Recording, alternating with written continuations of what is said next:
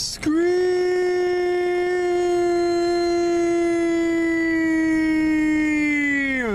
Danny, I say scream. Yeah. Do you know why I say scream? Yeah. I scream for Lord of the Rings and ice cream. Yeah, of course.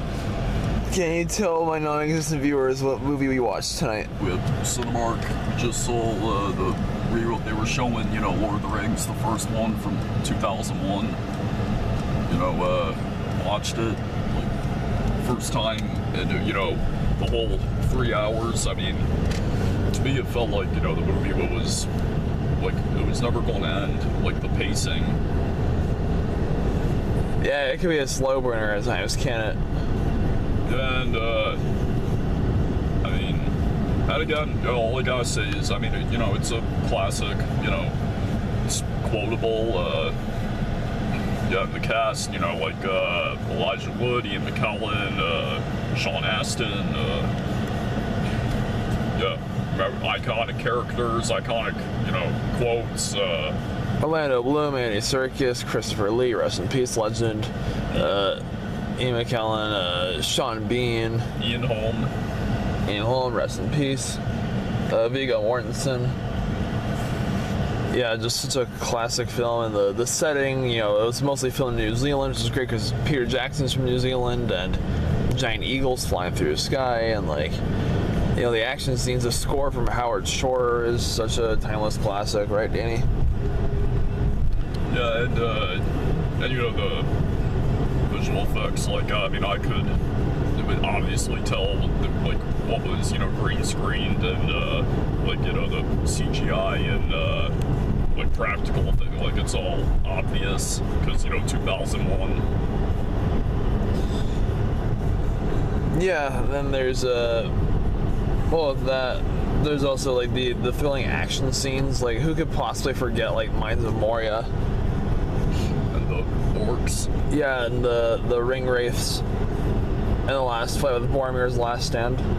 Yeah, and it made me think, the making of this movie as well as the second and third, just imagine, how long it took, production-wise, with, little, development, and then filming, just imagine how many days it took for filming, especially for a movie that long, like Lord of the Rings, and then when the second and third movie happened, imagine how much longer it took. I'm sure by, the time of, December 2001, they were probably already in, I assume they were at that, but back then they were in post-production on the second one, The Two Towers, from 2002. I think they were. Yeah. So, and yeah, New Zealand, and you can actually go to, in real life, the Hobbit houses. And, they also back then, with the film, they used, camera, they used, when they shot the camera, whatever you call that, to, depth, and, with cinematography? Yeah, that cinematography. With Gandalf standing there, and then they had, who wasn't actually, when they shot it that tall, the mini guys, The Hobbits? Yeah. Oh, and that thing you mentioned with their feet, how it wasn't their real feet, it was, practical, Yeah, prosthetic, fake feet, because the Hobbits never wear feet in the books. And they never wear shoes, in the books. Yeah.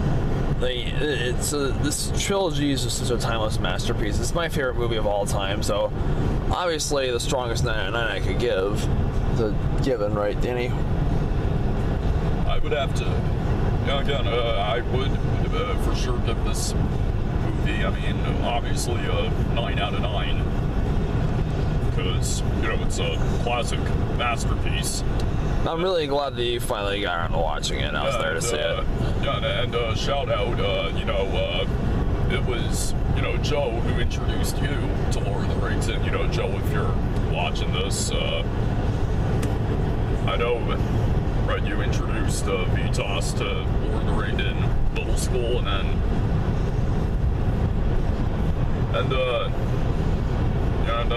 remember there was the the Hobbit trilogy, which wasn't it like a prequel?